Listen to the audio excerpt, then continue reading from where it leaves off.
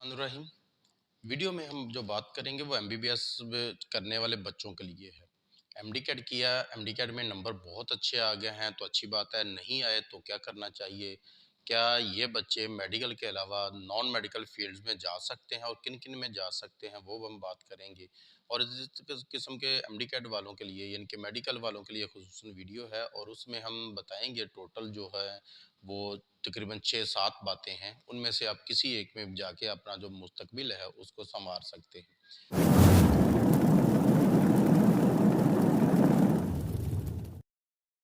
सबसे पहले तो अगर आपका एमडी कैट में बहुत अच्छे नंबर हैं, 90 के करीब आपका बन गया है या 90 प्लस आपका मेरिट बढ़ रहा है, जो कि आपने कैलकुलेट कर भी लिया होगा, तो फिर तो आपका इंशाल्लाह उम्मीद है कि गवर्नमेंट सेक्टर में एडमिशन हो जाएगा। एमबीबीएस में हो जाएगा और एमबीबीएस में ना हुआ तो बीडीएस में हो जाएगा। लेकिन जिसमें भी हो वो आप कर लीजिएगा। और उसके बाद अगर फ़र्ज़ कर लेते हैं कि नहीं होता तो उसके लिए गवर्नमेंट कॉलेजेस हैं। गवर्नमेंट कॉलेजेस में आप अगर हो जाता है ठीक है, वरना उसके अलावा जो है प्राइवेट कॉलेजेस हैं। अब प्राइवेट कॉलेजेस जो हैं उसमें जो है हज़ारों की तादाद में स्टूडेंट या लाखों की तादाद में जो हैं वो बच्चे एमबीबीएस के लिए अप्लाई करते हैं, एमडी कैट देते हैं, लेकिन उसमें सीट्स बहुत कम हैं। अगर हम टोटल देखें पूरे पाकिस्तान में 8,000 या 8,200 के करीब सीट हैं और प्राइवेट मिला-मिलू के भी तो 10-12 हज़ार प्राइवेट सीट है पूरे पाकिस्तान की ओवरऑल बात करें तो। तो एमडी कैट देने वाले जो हैं वो तो लाखों की तादाद में होते हैं। तो हर बच्चा तो एमडी कैट पास कर लेगा। अगर 50% 60% बच्चे भी कर लेते हैं तो उतनी तो सीट्स भी नहीं है, तो फिर क्या करना चाहिए? बेहतर तो ये है गवर्नमेंट में हो जाए तो बहुत अच्छी बात है। और अगर आप ऐसी आप है आपकी कैपेसिटी है प्राइवेट में एमबीबीएस करने की तो आप कर लें, वरना बीडीएस भी आप कर सकते हैं। अब ये है कि अगर एमबीबीएस में एडमिशन नहीं होता तो बीडीएस करना चाहिए, यकीनन करना चाहिए। बीडीएस एमबीबीएस से कुछ लिहाज से अच्छी डिग्री है। सबसे पहला बीडीएस का फ़ायदा क्या है कि ये आपकी 4 साल में ही क्लियर हो जाती है, आपको 5 साल लगाने नहीं पड़ते, एमबीबीएस 5 साल का है। फिर इसकी ये है कि अगर आप प्राइवेट सेक्टर में कर रहे हैं एमबीबीएस तो आपकी जो एवरेज फ़ीस होगी वो 80 लाख से लेकर 1 करोड़ तक होगी। और बीडीएस की जो एवरेज फीस होगी वो आपकी 50 लाख से लेकर 70 लाख के दरमियान होगी। ये 2 बेनिफिट हो गए। और सबसे बड़ा बेनिफिट ये होता है जब एडमिशन हो रहा होता है बड़ा बंदा खुश होता है कि मेरा एडमिशन हो गया है, मैं एमबीबीएस कर लूँगा, मैं ये हो जाएगा, वो हो जाएगा। लेकिन जब जैसे ही प्रोफेशनल लाइफ में आता है तो ड्यूटी बहुत टफ लगती है। एमबीबीएस करने के बाद इमरजेंसी में भी ड्यूटी करना पड़ती है, इमरजेंसी ड्यूटीज़ होती हैं, दिन रात की शिफ्ट्स होती हैं। तो उसमें बंदा जो है ना थक जाता है। लेकिन बीडीएस में ऐसा नहीं है। बीडीएस में ना होने के बराबर इमरजेंसी होती है। उसमें अब दाँतों की कितनी इमरजेंसी आज ही तो कल करवा लेंगे। एक्सीडेंटल केस अलग है, उसमें इमरजेंसी होती है, लेकिन वो भी ना होने के बराबर होती है। तो इसलिए एक इमरजेंसी ड्यूटी नहीं होती। फिर इसकी नाइट शिफ्ट बहुत कम होती है। तो इस तरह जब प्रोफ़ेशनल लाइफ़ में आते हैं तो वो भी ठीक हो जाते हैं।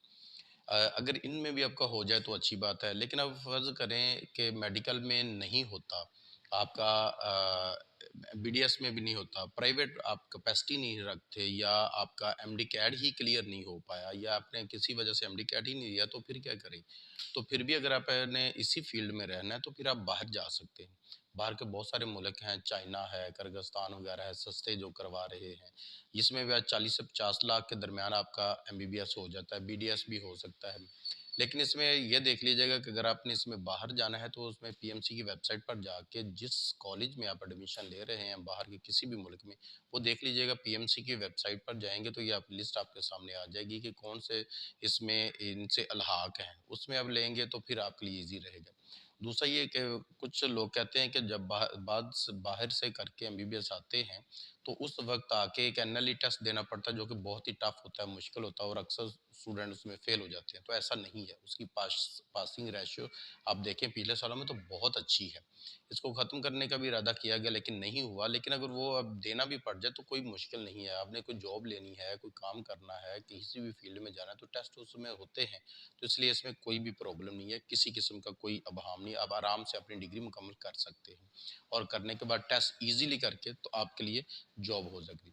अब है कि जॉब प्राइवेट सेक्टर में किया हो आपने, गवर्नमेंट सेक्टर में किया हो या बाहर से आप करके आए हों, तो जॉब जो है सबके लिए इक्वल है। ये ऐसा नहीं है कि गवर्नमेंट सेक्टर वालों को जल्दी जॉब मिल जाती है, प्राइवेट वालों को नहीं मिलती या बाहर से करके आने वालों को नहीं मिलती। अप्लाई दोनों करते हैं, उसमें टेस्ट पास करना है आपने या इंटरव्यू करना है, वो आपका कितनी एबिलिटी है, उस हिसाब से आपने करना होता है। तो अगर आप में एबिलिटी है, तो इसमें कोई आपका प्राइवेट वाला आपसे आगे नहीं जा सकता। अब ये है कि आपके तीनों ऑप्शन नहीं है, प्राइवेट में भी नहीं है, एमडी कैड आपने दिया या फेल हो गए या उसमें नंबर कम है या किसी वजह से नहीं दिया तो आप बाहर भी नहीं जा सकते, और इसी वजह से गवर्नमेंट में भी नहीं हो सका, तो फिर क्या करना चाहिए? फिर अगर आप चाहें तो ऐसी डिग्री करना चाहें, बाद बच्चे पूछते हैं कि एमबीबीएस हम कर नहीं सके। अब ऐसी डिग्री कोई बताएं जिसमें एमबीबीएस जो है उसी लेवल की हो, और उसमें जो हमें बाद में जॉब वगैरह मिले, या जो हमारा लेवल हो एमबीबीएस जैसा ही बन जाए उसके बाद में, तो उसके लिए आप सीए कर सकते हैं। सीए बहुत अच्छी डिग्री है, और सीए ऐसी डिग्री है कि इसको करने के बाद आपकी स्टार्टिंग पे भी लाख से ज़्यादा होती है।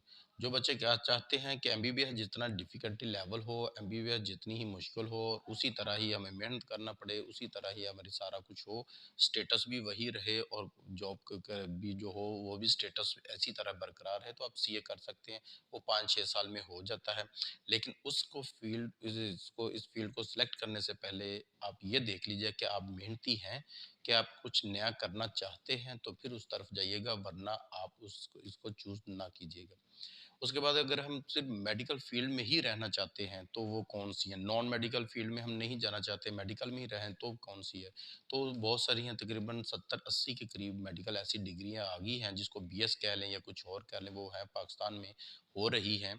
और उन सब की जो मुकम्मल वीडियो है, हर लिहाज से मुकम्मल, वो इसी चैनल पर अपलोड हो चुकी है, आप उसे देख भी सकते हैं। एक-एक वीडियो, एक-एक चैनल, सॉरी, एक-एक जो है आपका बीएस है, या एक-एक ऐसा प्रोग्राम है जो मेडिकल का, सारी अपलोड है। आप चैनल पर जाके सिर्फ मेडिकल की लिस्ट को क्लिक करके वो सारी वीडियोस देख सकते हैं, वो अपलोड हुई हुई है।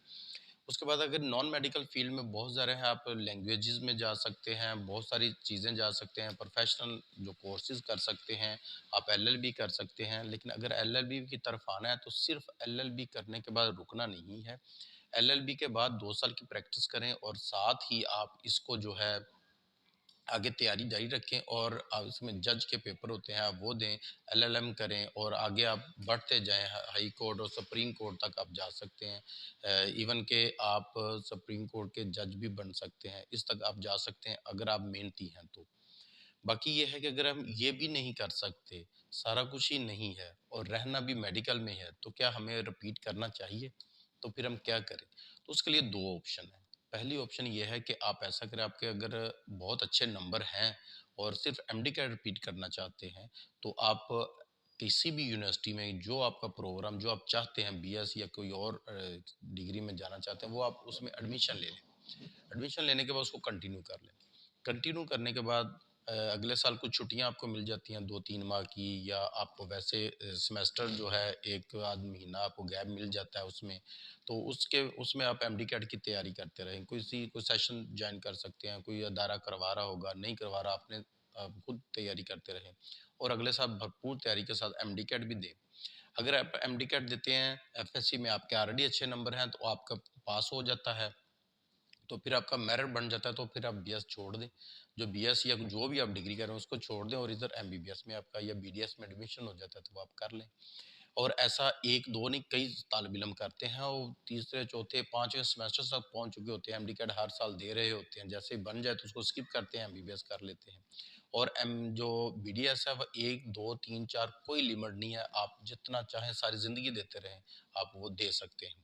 उसमें आपका ऐसा नहीं होता कि आप दे नहीं सकते, या आप अब 2 दफ़ा हो गया, 3 दफ़ा हो गया, तो अब आप नहीं दे सकते। जितनी दफ़ा मर्ज़ी दे सकते हैं, और उसमें कोई नेगेटिव मार्किंग आपकी नहीं होती कि 2 साल पुराना हो गया तो उसका 20% कटौती कर लो नंबर की, 10%, 2%, कोई नहीं होती।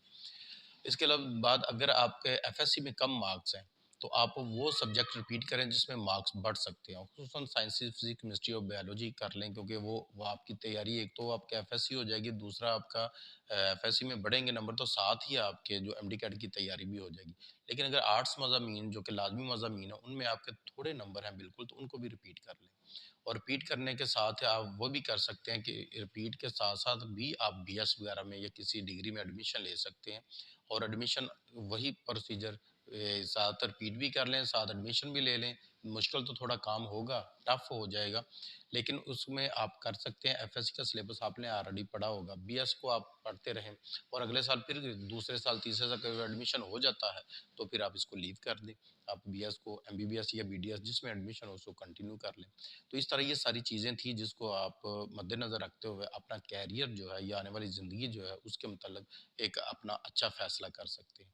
उम्मीद करता हूँ बातें आपको समझ आई होंगी, अगर नहीं आई होंगी तो कमेंट ज़रूर कीजिएगा, इंशाल्लाह मैं उसका जवाब भी दूँगा।